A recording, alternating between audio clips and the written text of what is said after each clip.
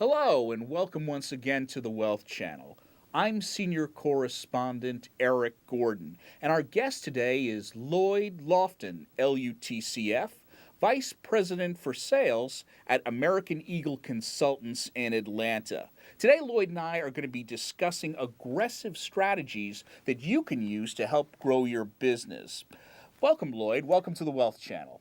Eric, thank you for having me. I look forward to sharing this time with you.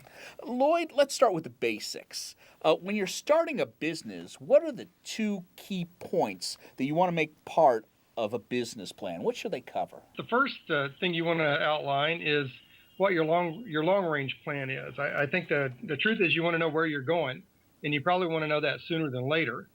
And then I guess the other part is you want to know that what you're doing is working for you. I mean, a lot of times what happens is people will get 30 days or 90 days out, and then they'll figure out, or somebody will tell them, hey, what you were doing 2 months ago or what you did back then, that doesn't work. Nobody uses that.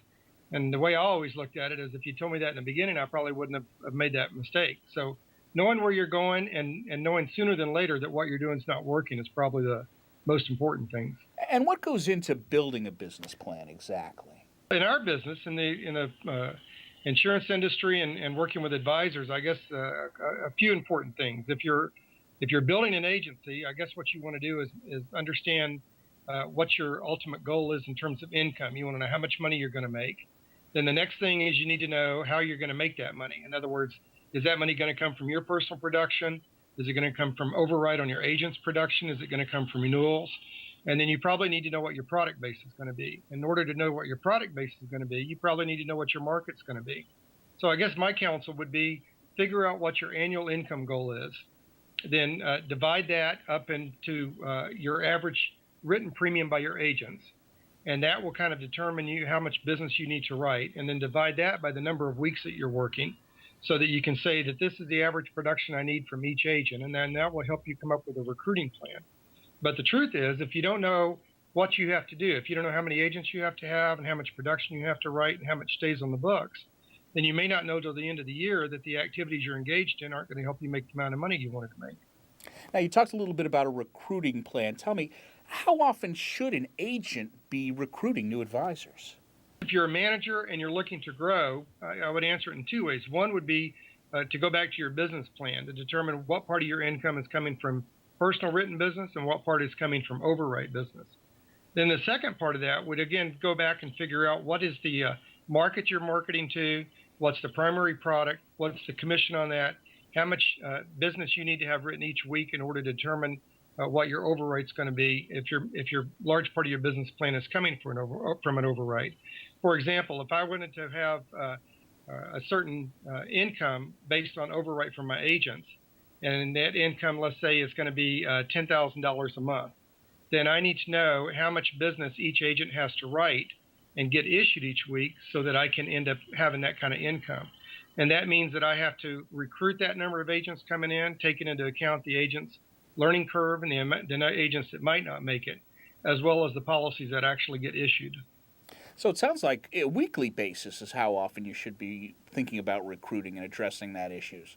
Why is it so important to be recruiting on a weekly basis? The managers they'll hire that next star agent, the next person that's going to be their big hitter that they'll make their money off of. And then they'll quit recruiting, and then they'll wake up 90 days from now, and everybody goes, "Where's Bob?"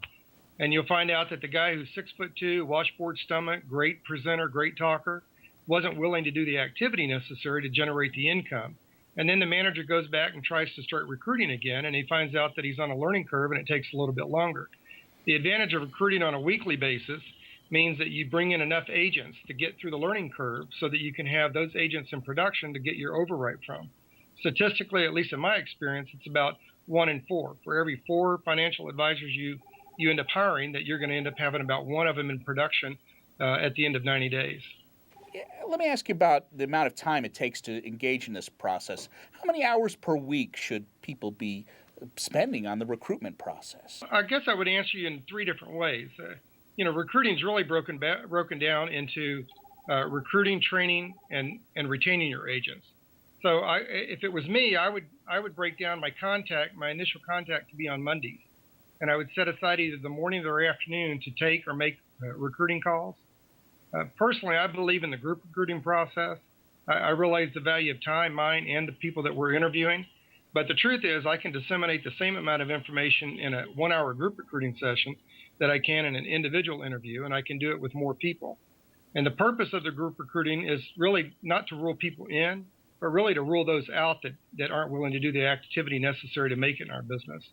So I guess the amount of time that you're going to spend recruiting really can be a percent of the amount of work that you're going to look for to accomplish in that week. So, for example, I would probably set aside between 6 and 8 to 10 hours a week recruiting, and then turn my new recruits over to my field staff to do the training. Well, thank you, Lloyd. Appreciate you taking the time to share your thoughts with us today about recruiting. And for those of you who are viewing, we encourage you to tune in again with us next week as we talk more to Lloyd Lofton, LUTCF, about how recruiting can be used to improve your business.